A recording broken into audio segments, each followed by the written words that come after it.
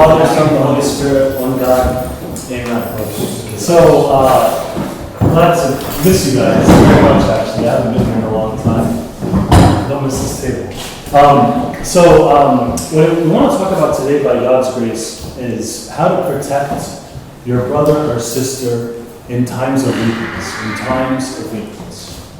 And just to get us to understand what's going on in the world, which none of this is new to any of you, I'm sure, is that the world has a way of taking advantage of us when we're weak, right? And I'm not trying to make us feel like everything stinks in life. But when you look at the news is of all these stories of people in their weaknesses, right? It's full of the president did this person did that, this person's going to jail, this person killed this person. All this stuff, right? The news is publicizing in general, or on average, a lot of weaknesses, right? It's not like there's ever 15 minutes straight of strengths, right? This person is a great, this person loves God, or this person helped save someone, or this person. They'll talk about that for 30 seconds, right? But then we go right back into, after the commercial break, we're going to talk about XYZ bad thing that happened, right? Sometimes, coworkers, for example, could put you down at work. This is a very dog-eat-dog world, right? There's a lot of competition, right? Somebody finds you messed up in something, or you did something wrong, or whatever. They could take advantage of that. Also, I'm sure we've all experienced this, that even as young people or as adults in our professional lives, there's lots and lots of bullying, right? I don't know what it is, but I feel like bullying has just increased dramatically lately, right? It's so easy to bully someone now, to put someone down. And a lot of it happens on the internet, without people even, you don't even have to see the person in their eyes. Look at them in the eye and tell them something bad about them. You could just make fun of them, you could send them a message, send them a picture, send them something, and just put them down, right?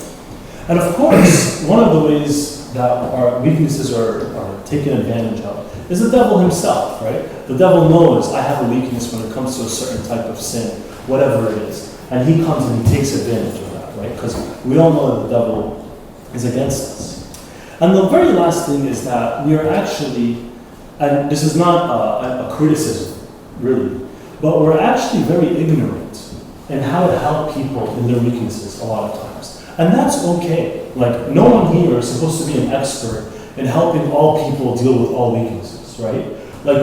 Some of us just know how to help people in certain things. Think about when you go to a hospital, there's a doctor for one thing, a doctor for another thing, right? Think about when you go to even amongst therapists. Therapists, there's different types of therapists, right? Who help with different types of issues, anxiety issues, with there's psychiatrists, there's all these things, right? So sometimes we don't even know how to help someone when they're struggling with their weakness. And sometimes, which I hope we don't do in our church community, but it happens all the time, is that we can be in denial. When you see someone in weakness, we could all just kind of deny that that's a weakness. We're all kind of we're just, this is supposed to be a gathering of people who all agree that we're all just broken people, right? This isn't supposed to be walk into this room if you're perfect, right? This is walk into this room because you need Christ. That's why we're here. That's why this is the right place for us to be. But sometimes we're in denial. We're oh no, I'm not weak. I don't have any weaknesses. Don't let anybody talk about that, right? Or we can ignore our weaknesses, or we just don't know what to do. But I don't want to talk about being an expert on helping people overcome their weaknesses. At a minimum, if you see someone who has a weakness, at a minimum, you can protect that person from being abused because of that weakness. At a minimum, if somebody has a weakness, there are things that you can do to protect them from being abused because of that weakness. And there's many different types of abuse, right? I'm not talking about sexual or physical abuse. I'm talking about emotional abuse or spiritual abuse, right? People that can, make fun of someone, or people could feel very ignored in the community. Some verses in Proverbs. Is everybody with me so far? Proverbs 17, verse 9, it says, he who covers a transgression seeks love. He who covers a transgression seeks love. But he who repeats the matter separates friends. You all know this verse in Proverbs 10:12. Hatred stirs up strife, but love covers all sins. There's a story about Saint Macarius. He was the abbot of a monastery, and there was a monk in the monastery who was sinning with a woman. And so all the monks, the other monks, were like, "This is horrible. Like, we have to go and we gotta expose this guy. We gotta put him down. This is hard. We gotta kick him out, right?" So they all go to Saint Macarius, and they're like, Father, go to this monk's cell, and you're gonna find a woman in there, right? Go to this monk's cell, you're gonna find a woman in there. He's like, all right, I'm gonna go. And he goes, and all the other monks are following him. And he gets into the cell first, and he has the woman. He sees that the woman is under this huge basket, right? So he sits on the basket. And correct my story more accurately. So he sits. Paraphrasing. Yeah, I'm gonna paraphrase. I mean, these are written in the books. 100%. Well, yeah. And I read the book, but I just still forget a lot of things. So he sits on the basket, right? There's the woman that the monk was sitting with is under the basket, right? But he sits on it. And then he goes, sits on it, and all these other monks are like kicking the cell door down and like, we're going to find this woman, right? And they're like looking, and they're like, there's a woman in here, But they're all kind of embarrassed to tell the monk, to tell Father Macarius. They're embarrassed to tell him, like, get up, we need to check under you, right? They're kind of embarrassed. He's like an older man, and it's like kind of, they don't want to tell him that. So they're all looking around. They can't find the woman. They don't want to tell Father Macarius to stand up, to get up off from where he's sitting. And they're like, you know what? We were wrong. We messed up. And they all like apologize to the monk. They apologize to Saint Macarius, and they leave. Saint Macarius covered this monk's sin. Of course, there was a consequence for this man, right? For this monk, and Saint Macarius, took care of it privately. But he covered his sin. In other words, it wasn't going to be constructive for all these people to see this man's sin. It wasn't going to be helpful for him. Like, what was going to happen? Yes. So you're trying to say, like, if you see somebody sinning, you rebuke their sin, but you don't want to embarrass them. Like publicly, like, there's no point in me embarrassing you in front of everybody and making a show out of it. But if you are in sin, I'm gonna rebuke you because that's what the Lord has said. But I'm not gonna embarrass you just to make you feel bad. Yeah. Well, so the answer, in general, yes, but I just want to put in a lot of like caveats or like fine print on that answer, on the yes, right? So definitely, we do not want to embarrass anyone. That's exactly right. Like that's exactly what we mean by abusing someone, right? Like that's an emotional abuse, to have someone be embarrassed because of their sin, right? Also, when it comes to rebuking someone, rebuke is like an art, right? It's a gift to be able to rebuke someone. Before you can rebuke someone, there has to be an extremely strong foundation of love. Rebuke without love is abuse, spiritual abuse, right? And emotional abuse. But rebuke with love is one of the most beautiful things that you will ever see in Christianity because it is obedience, right? It's submission. Yes? I just want to say, when Jesus Christ went up to the adulterous woman who had 5 husbands, so she didn't sin, and he went up to her and he said, she's like, where's your husband? Yeah. And she says, I have no husband. And he goes, you've spoken truthfully because you've had 5 husbands. So there's a way to say it. Like you could say it nasty without love, or you could say it with love. Yeah. So you want to, listen, I'm not gonna hide. Yeah. You're in sin, I'm gonna rebuke you, but with love. Yeah. Not in a nasty way. And not to embarrass the person publicly and to hurt their feelings. It's because I love you. Yeah. And I'm glad you brought up, that's a very good example, because if you look at the foundation of love that Jesus built with the Samaritan woman, before he, very truthfully said that she had sinned, right? Look at the foundation of love that he developed with her. He goes up to her and he puts her in a position of power, right? He goes up to her and he says, hey, sometimes every time the door opens, I'm not worried about the door opening, I'm worried about it closing. I don't know why. So he goes up to the Samaritan woman, and this is a good example, and he puts this woman who is like the lowest of low people in that community, like socially. He goes up to her and he says, you have something that I need. Give me a drink, right? So like, look at how he's encouraging her. He's putting himself in a position of need in front of this woman who's at the bottom socially, right? Like, look at how he's building her up, right? He's building her up, right? And then he starts to talk to her, right? Talking to her is a big deal. For a Jew to speak to a Samaritan, for a man to speak to a woman, right? This is a big deal. So he builds her up some more. He says, you are worth being spoken to. You are worth being respected. He calls her a woman, which is the same name he gave to his mother, Saint Mary, right? He called her, he said to his mom, woman, right? It's a term of respect. And then he tells her, go call your husband, to give her an opportunity to say something, and then he says, you're absolutely right. Like, do you see, like, by the time Jesus gets to the truth, to the, like, rebuke, the foundation is so strong, right? He's building it. So I am, for rebuke, right? But rebuke with love. Rebuke with love. Love is the reason why we cover all sins. And that's why it says, he who covers a transgression seeks, what did we say? He who covers a transgression seeks love, right? He who covers a transgression seeks love. The motivating factor is love. Like, I love this person, so I will cover their transgression. I love this person, so I will rebuke them. And also, I love this person, so I will make sure that they know that I love them before I rebuke them.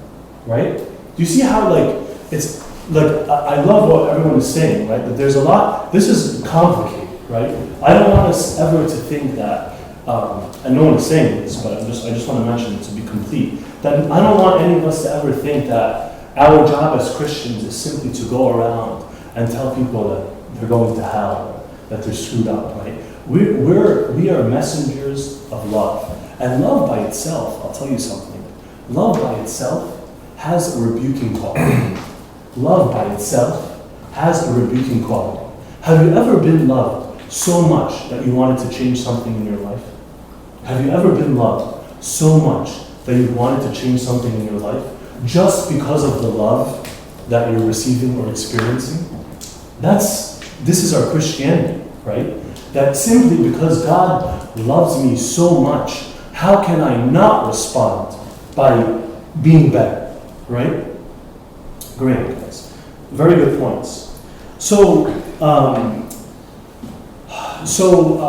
covering sins does not mean to ignore, does not mean to deny, does not mean to, downplay or discount the impact of sin or the significance of sin. But it means to protect that person from experiencing any sort of negative or destructive behaviors or abuse or anything because of their sin. Does that make sense? Is everybody with me so far?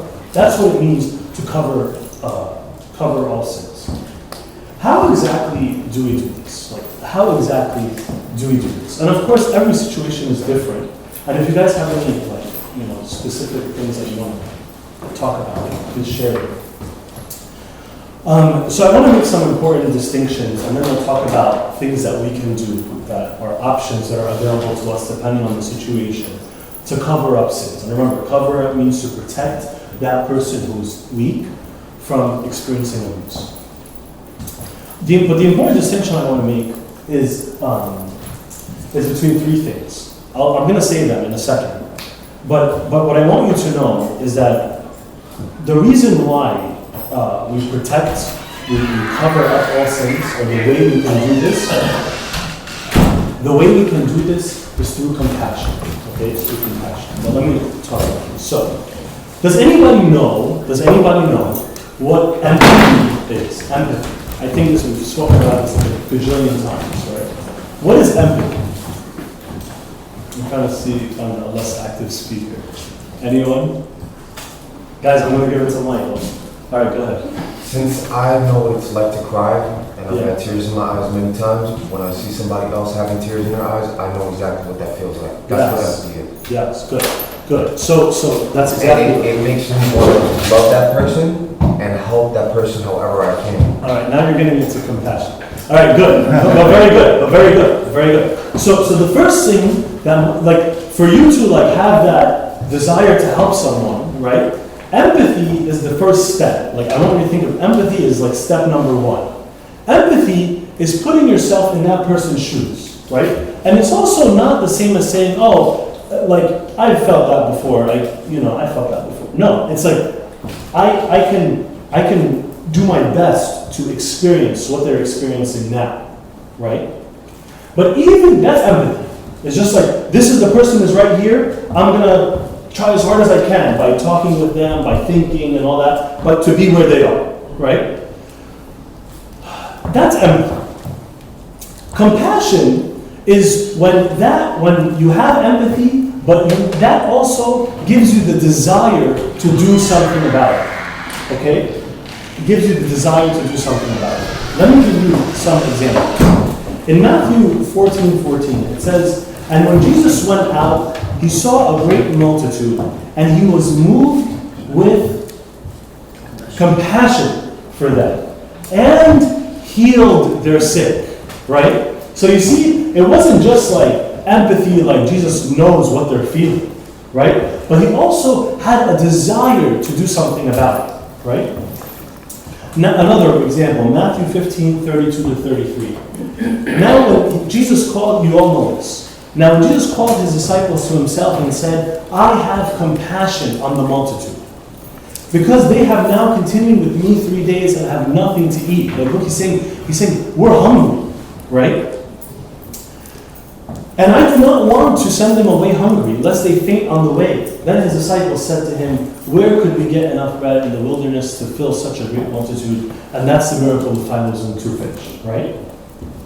Another one, and often, so this story was, Jesus was walking somewhere, and a man goes up to Jesus, and he says, "Jesus, my son, he's been possessed by the devil, and I took him to your disciples, and they tried to cast him out, and they couldn't cast the devil out. And then he brings his son, and his son is like just like foaming at the mouth and convulsing and all this stuff, right?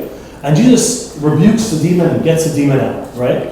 And he says to them, this kind cannot come out by anything except by prayer and fasting, right? So, so what he said, it says, and often this is the Father speaking, and often he has thrown him both. Look, this is what the demon did to was possessed the man. He has thrown him both into the fire and into the water to destroy him. Like, can you imagine this young man is possessed by a demon, and the young man is just going crazy all the time, right? And then the young man just jumps into the fire. He jumps into fire, and then he jumps into water, right? But if you can do anything, the emphasis is on do.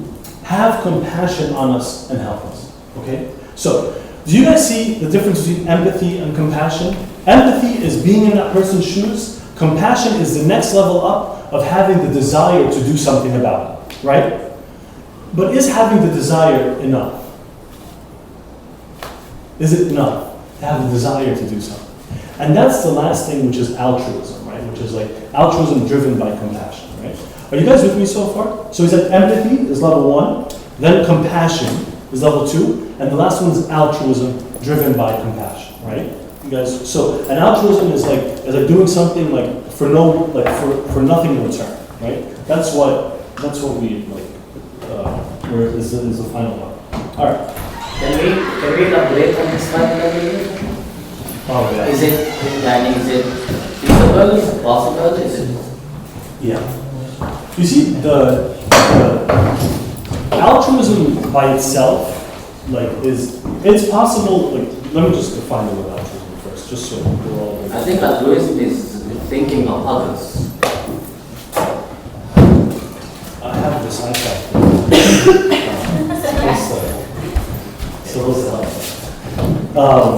Define. All right. The belief, it says the belief in or practice of disinterested and selfless concern for the well-being of others. It's being completely interested in the well-being of someone else. And it has nothing to do with your well-being, right? So that's what altruism is.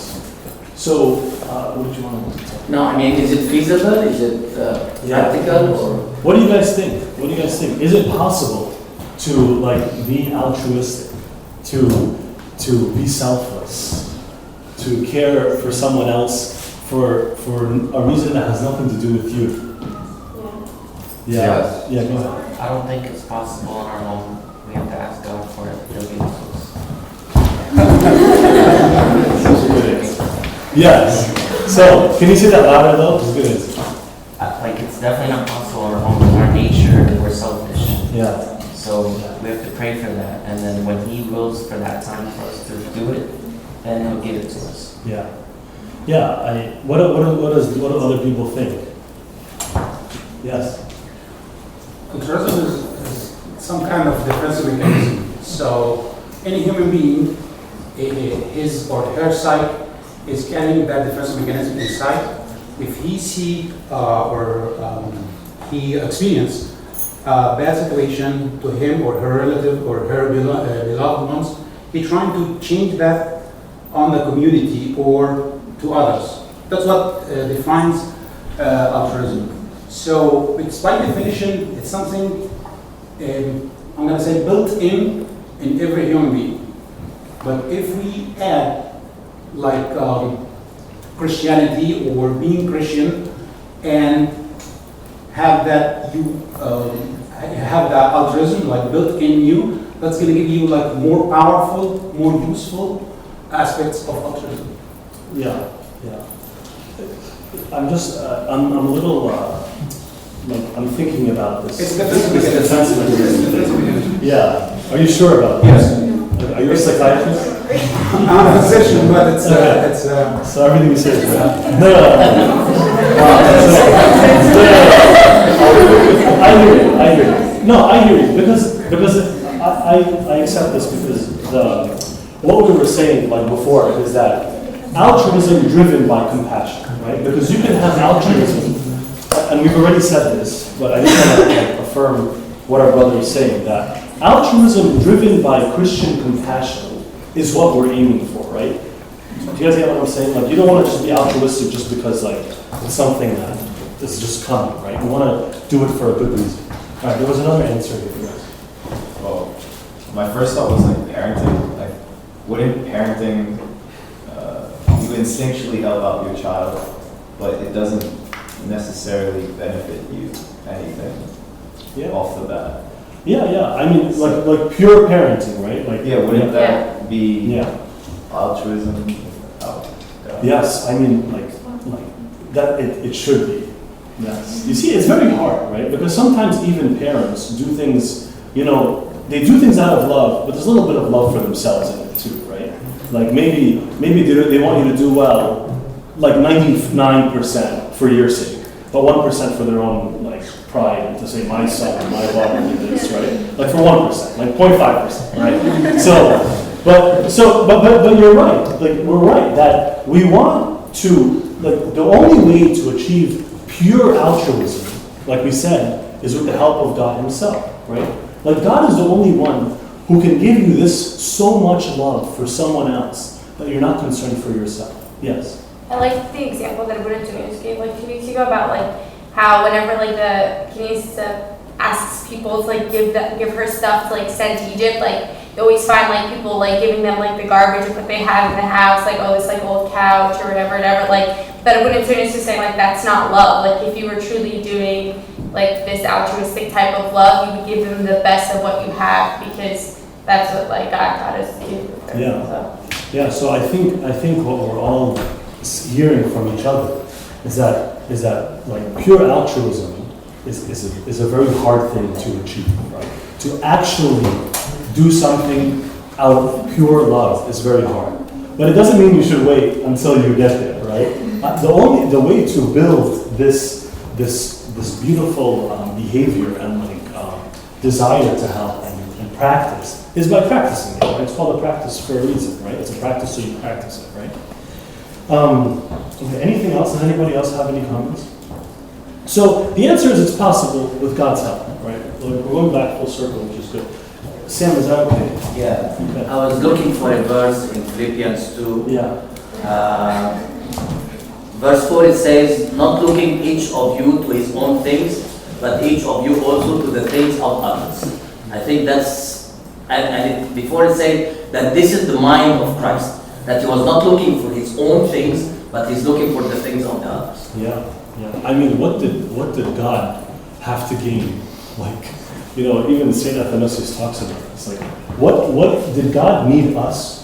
Like, did God need our praise? No. Did God need anything from us? Like, he didn't need anything, right? It doesn't even make him more proud of himself to save us, right? It's just, he's just out of complete love. That's what he did what he did, yes. I just want to say in 1 John, there's a verse. It says, we love because he first loved us. Yes, absolutely. And because Christ is the initiator of our relationship with him, right? And he initiates with everyone, and not everyone responds, but Christ has taken initiative with every person, right? And it's on us to respond, right? He's taking initiative. Even for the people who responded, he's taking more initiative for us to respond even deeper, right? Okay. So, what should I actually do? Like, what do I actually do to cover the sin of my brother or sister? The first thing, and again, my goal here is just to protect this person from abuse, assuming that I can't do anything else. What should I do to protect my brother or sister?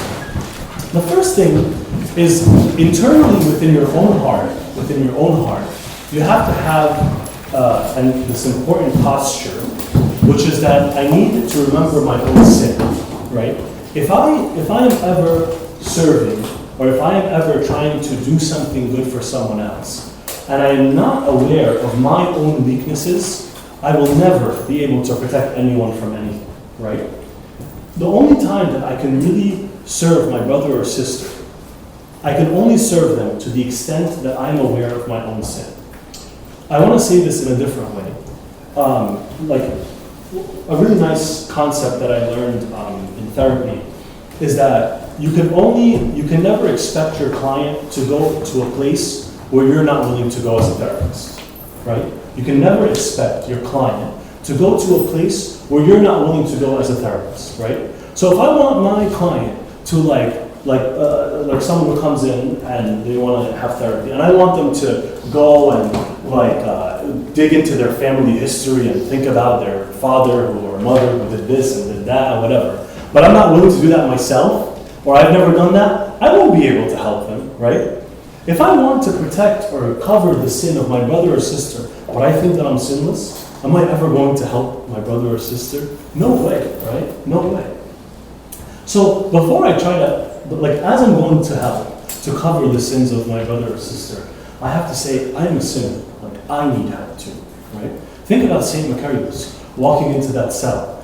I'm sure he's it's very easy for Saint Makar to walk in and say, we're going to crush this monk, right? I'm going to go in, I'm going to make sure any baskets are turned upside up. I'm going to make sure there's no place for this woman to hide. We're going to go in, I have 150 monks behind me. We're just going to crucify this monk, right, for this great sin that he's doing, right? It's very easy. And who's going to tell them you're messed up? You're going to say, hey, this guy's a monk. He took a vow of celibacy.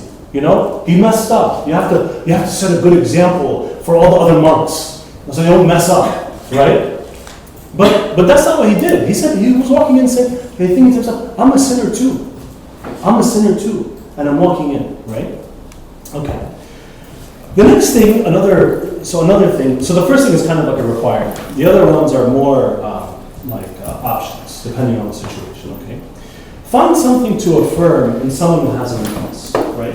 In other words, someone who's struggling with a weakness, which we all are. It's very nice for us to say to that person, you did a good job in this. Or like we were saying the Samaritan woman. He said to her, all these weaknesses, well, you spoke true, right? In that you spoke true. So find something positive to say to this person. You see, like, there are many people who go through their days without hearing a single positive thing about themselves. Like, just think about that. There's many people who go through their days and never hear something positive about themselves. A third thing is to show respect to that person. Show respect to that person. I'm trying to do a story that I want to say. So show respect to that person. Like, I know, like, I was working with someone some time ago, and like, this person like was feeling really like beat down in their life and in their work and everything. And then I remember, like, we were talking about something, and I had no idea what to say. So I said, hey, like, what's your opinion? And all of a sudden, his face lit up, and he was like, well, what I think is this and this and that. And it was a very good idea. Like I didn't do this on purpose, but just the respect of letting this person share their opinion, right, among the group of people was a very nice thing. They were very happy, right? In small ways, this happens to us all the time, right? Just think about this as like, as all of us are servants. Think about, we're all sitting here in this group. It takes a little bit of courage to raise your hand and say something, right? There's like 50, 60 people here, right? And so one of the important things we need to do is when someone says something, we have to acknowledge and respect what they're saying. So we listen to them. And usually we tell them, great point, thank you, we give them a high five. So, but do you guys get what I'm saying? Like, we show respect to each other. A fourth thing is, do not engage in gossip. Do not engage in gossip. It is, the reason why it's so easy to gossip is because it takes the focus off ourselves and our own weaknesses. It is so easy to walk with a group of people and to talk about other people. But what if I like to talk about my ideas, to talk about my experiences, to talk about my feelings, to talk about my, like, shaky relationship with God? I could spend hours talking about what this other person did. But the amount of courage I need to ask my friend or to tell my friend that I need him to pray for me or I need her to pray for me, that's much harder. It's so easy to talk about other people. So I would like for all of us to, whenever we're going to bring someone else up in conversation, to really, and they're not present, to really think about whether or not that's for a very good reason. And there's really only like two good reasons, right? Either if there's like some danger and that person needs to like be protected or protect someone from something, or if there's someone who can help, right? That's the only reason. And the last two things, the first of the last two is to, of course, pray for that person, right? And you'll be surprised at how much, like, all of us are here and not knowing that there are probably like 100 people who are praying for us, right? Like, there's so many people who are praying for us right now. Even think about, like, one thing, bless you. One thing that I really like, have you ever, in Vesca, in Holy Week, in the evening litanies, there's like this prayer, we say all these prayers, right? But there's this one that just says, and protection for the women, right? This is prayer like, just protect all women, right? Oh man, that's pretty cool. Like you just have this prayer, the church is praying to protect women. Like, that's kind of cool, right? So you have all these prayers being offered up for you. Think about your parents, right? Every time I see my mom, she's like, I prayed for you, I told these saints to help you, and all this stuff, right? And they're praying for us, and we're just here, right? These are people who are covering up our sins, they're protecting us, right? And the very last thing, of course, is, if possible, direct the person to help. Direct the person to help. This is really important. No one is going to improve on their own, right? Okay. Are there any questions or comments, disagreements, anything? Yes? There's any conditions we shouldn't help the weak people, or if we see a weakness point, or it's absolute if we saw we have to. Yeah, I mean, in these, like, when we're saying help, like, this is like what we spoke about today is like the base minimum of help, that I think every Christian should do, no matter what. Like, we should never, ever, ever gossip about someone. We should always, always, always pray for people who are weak, right? We should always remember our own sin, right? This is like the bare minimum. Like, when we say love covers all sins, that's the bare minimum we should do.